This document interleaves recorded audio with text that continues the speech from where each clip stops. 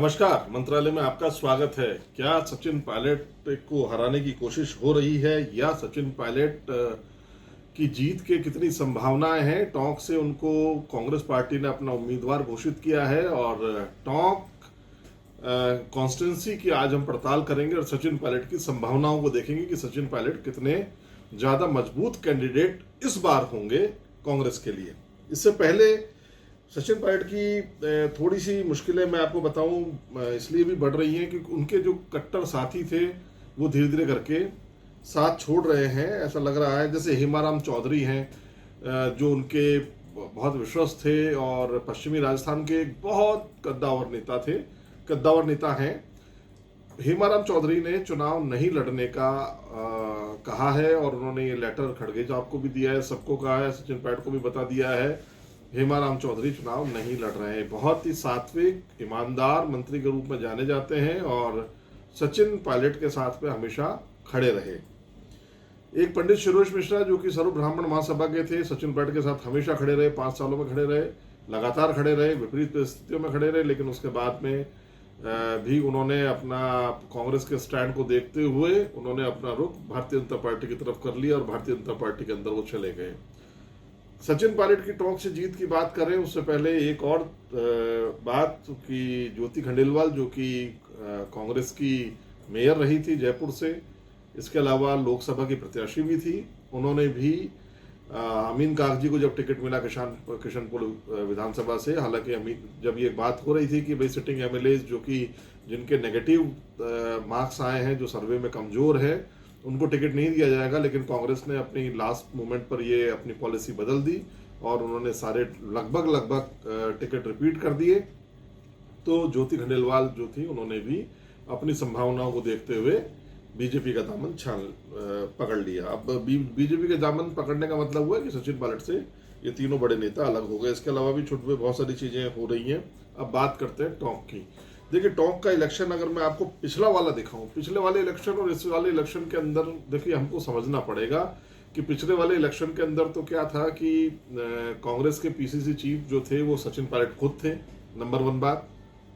दूसरा, एक तरीके से ये लग रहा था इन सीटों पर कि कांग्रेस के संभावित मुख्यमंत्री सचिन पायलट ही होंगे, यानी कि मुख्यमंत्री की भी संभावनाएं थी। इसलिए गुर्जरों ने, जो उनकी पर्टिकुलर कास्ट है, गुर्जरों ने वोट बैंक, मतलब जहां जहां भी गुर्जरों का वोट बैंक था, उन्होंने एक तरफा वोट करके बीजेपी के गुर्जरों को भी हरा दिया।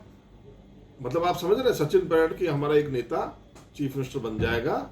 तो एक कास्टिज्म पॉलिटिक्स पिछली बार हुई थी और बहुत सारी सीटें इसके अंदर निकली थी, जो कि इस बार संभावना नहीं है, क्योंकि जो गुर्जर जाति है उसने भी देख लिया कि सचिन पायलट को कुछ नहीं मिला 5 साल तक, और अशोक गहलोत जो है मार्शल कॉम के नाम पर उनको हमेशा रिपीट करते हुए आ गए।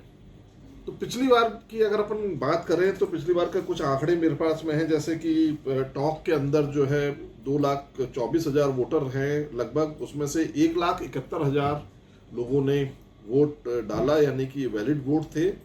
और इसमें 2 ही मेन थे, अगर आप देखेंगे तो सचिन पायलट थे और यूनुस खान थे, जो लास्ट मोमेंट के ऊपर भेजा गया था। बीजेपी के केवल एकमात्र मुस्लिम कैंडिडेट थे यूनुस खान, जिनको वहां भेजा गया था। इसलिए भेजा गया था कि वो मुस्लिम बाहुल्य क्षेत्र है, उसकी भी हम आपको बात बताएंगे। सचिन पायलट को 1,09,000 यानी 63.56% वोट मिला था, जो कि बहुत बड़ा वोट बैंक था। और 31.98 यानी 32% के आसपास यूनुस खान को मिला था। 54,861 वोटिंग परसेंटेज, इसके अलावा छोटे मोटे थे। तो सचिन पायलट को उस समय जो लीड मिली, उस समय की जो लीड थी वो बहुत बड़ी लीड, 1,05,040 वोटों की लीड थी। अब ये 1 लाख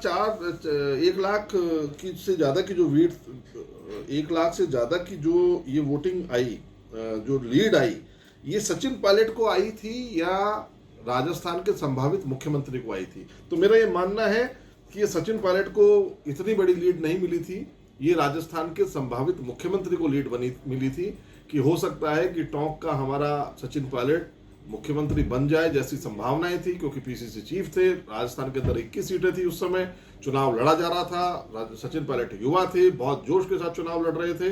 तो ऐसे में, और उससे पहले अशोक गहलोत अपने आप को दिल्ली शिफ्ट कर चुके थे, लेकिन अचानक वो सक्रिय हो गए थे लास्ट में। तो ये जो स्थितियां बनी थी उस समय, उस समय टोंक की जनता ने, टोंक असेंबली ने सचिन पायलट को बेहद मतलब इतना ज़्यादा प्यार दिया कि सचिन पायलट रिकॉर्ड वोटों से जीते।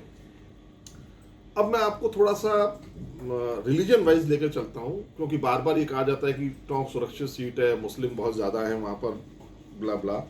तो रिलीजन की अगर बात करें तो टोंक सीट के अंदर रिलीजन बेस अगर आप पॉलिटिक्स देखते हैं तो ऐसा नहीं है कि मुस्लिम बहुत ज़्यादा है, या देखिए हिंदुओं का जो परसेंटेज है वहाँ पर वो 70% है। 70% हिंदू हैं और लगभग 29.25% यानी 30% के आसपास मुस्लिम है। और इसके अलावा फिर छोटी छोटी आप सबको कर दें, लेकिन जो मेजर मैं आपको वापस बता रहा हूँ कि 70% हिंदू और लगभग 30% मुस्लिम है। तो 70 और 30 तो बहुत बड़ा रेशियो हो गया। अब इसमें अगर हम इसको और टुकड़े कर दें और उसके अंदर हम SC ST और उसके ऊपर चलते कर दें, तो इसके अंदर जो सबसे ज़्यादा वोट बैंक है कास्टिज्म को लेकर के, तो SC का है, यानी कि लगभग 54,000, 54%, मतलब जो कि लगभग 20% होता है वोटिंग का, 20% शेड्यूल कास्ट है। तो 20% शेड्यूल कास्ट और माइनॉरिटी 30%, दोनों मिलकर के आप ये मान के चले 50% होती है। और 50% वोट बैंक अगर एक साथ कहीं पर चला जाता है तो वो रिकॉर्ड वोटों से जीत जाता है, जैसे कि पिछली बार सचिन पायलट जीते थे। लेकिन इस बार क्या होगा, क्या सचिन पायलट इतने रिकॉर्ड मतों से जीतेंगे या जीत भी पाएंगे या नहीं पाएंगे? क्योंकि कारण क्या है, देखिए सर, पिछले लगभग 30 साल की पत्रकारिता में मैंने बड़े बड़े दिग्गजों को हारते भी देखा है, बड़े बड़े मंत्रियों को हारते देखा है। भरत सिंह जी शेखावत भी हार गए थे। तो ये स्थितियां ऐसी हैं कि अब जो पार्टियां क्या क्या सोच रही हैं। देखिए, पार्टी उस समय बीजेपी और कांग्रेस थी, लेकिन इस बार जो बाहरी और लोकल वोकल का जो मुद्दा है वो इम्पोर्टेंट है, क्योंकि पायलट ने अब तक 4 इलेक्शन लड़े हैं। 2004 में उन्होंने लोकसभा लड़ा दौसा से, वहां जीत गए। उसके बाद उन्होंने वापस 2009 में सीट बदली, अजमेर चले गए, वहां से लोकसभा जीते। लेकिन 2014 में वहीं अजमेर रहे वो, लोकसभा में हार गए। इसके बाद में फिर 2018 में उन्होंने फिर सीट बदल ली और वो टोंक आ गए असेंबली के अंदर, वहां पर जीत गए। यानी कि पायलट जो है, पायलट के जो फादर थे राजेश पायलट, उनके कर्मभूमि पहले दौसा थी। इसके अलावा वो भरतपुर से भी चुनाव लड़े थे। तो उसी तरीके से अगर आप सीटें बार बार बदलते हैं तो स्थानीय और आउटसाइडर, बाहरी का एक मुकाबला हो जाता है, और कई बार वो चल जाता है तो उसमें बड़े बड़े दिग्गज हार जाते हैं। तो सचिन पायलट ने 4 इलेक्शन लड़े हैं और उसमें से 3 जीते हैं और 1 वो हार गए थे। अब लोकल और वोकल के हिसाब से बाहरी उम्मीदवार हैं, तो बाहरी उम्मीदवार के लिए अब एक चीज़ और थी, क्योंकि देखिए हर जगह पे ग्रुपिज्म है। और एक बात और मैं कहना चाहूँगा कि पायलट और गहलोत के बीच में मैंने आपसे पहले भी कहा था कि मनमुटाव भी है, मनभेद भी है, मतभेद भी है। ये सिर्फ ऊपरी दिखावा है, क्योंकि दोनों एक दूसरे के लोगों को, खुद के MLA को जिताने के लिए एक दूसरे को MLAs को हराने की कोशिश भी कर रहे हैं, ये मैं आपको बता रहा हूँ।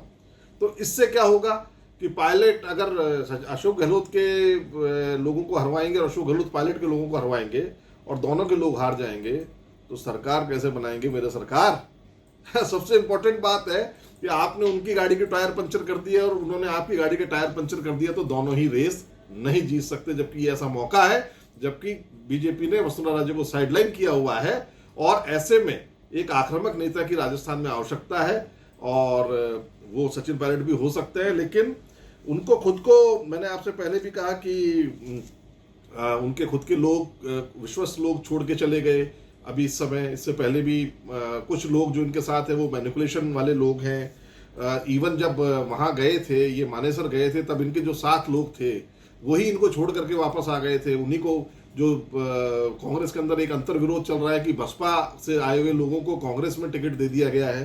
तो इस तरीके की चीज़ें जो चल रही हैं, कास्ट वाइज मैंने आपको बताई टॉप की स्थितियां।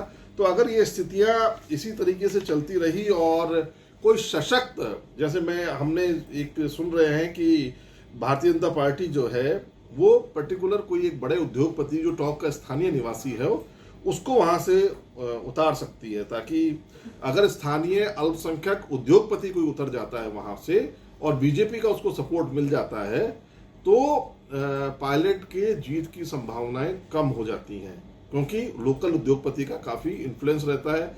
इन्फ्लुएंस भी क्यों रहता है? क्योंकि वहां पर जो लोग हैं, काम करने वाले लोग हैं, जो कामगार हैं, मेन वर्कर हैं, वो 94,000 है, यानी कि एक बड़ी संख्या 94,000 लोग जो हैं वो मेन वर्कर हैं वहां पर, जो कामगार हैं। क्योंकि एग्रीकल्चर बहुत ज्यादा नहीं है। जिस असेंबली की हम बात कर रहे हैं उस असेंबली के अंदर केवल 5,500 लोग ही एग्रीकल्चर लेबर करते हैं। बाकी वैसे मेन जो वर्कर हैं, जो लेबर है, वो 1 लाख के आसपास की है। और अगर उद्योगपति को देते हैं और वो सब कंसोलिडेटेड हो जाते हैं, मुस्लिम होता है, और इसके अलावा बीजेपी का साथ मिलता है, बीजेपी के डेडिकेटेड वर्कर मिलते हैं, ये तमाम चीजें मिलती है, तो पायलट की जीत की संभावनाएं थोड़ी कम हो जाती है। आगे देखना हालांकि किस तरीके की स्ट्रेटजी बनेगी, क्योंकि आप जो पार्टी है, आप पार्टी के अंदर भी अभी कुछ जो कांग्रेस के जो लोग हैं उन्होंने आप पार्टी ज्वाइन की है, आप पार्टी ज्वाइन की है, तो आप भी वहां पर कोई ना कोई कैंडिडेट उतारेगी। तो किस तरीके से सिचुएशन बैठेगी, एक बार सारी लिस्टें आ जाएं, उसके बाद में हम आपको और एनालिसिस करके समझाएंगे कि किस पॉइंट पर पायलट वीक पड़ रहे हैं और किस पॉइंट पर पायलट मजबूत है असेंबली के अंदर, अपनी कॉन्स्टिट्यूंसी के अंदर। बड़े असेंबली की बात हम उसके बाद करेंगे। नमस्कार।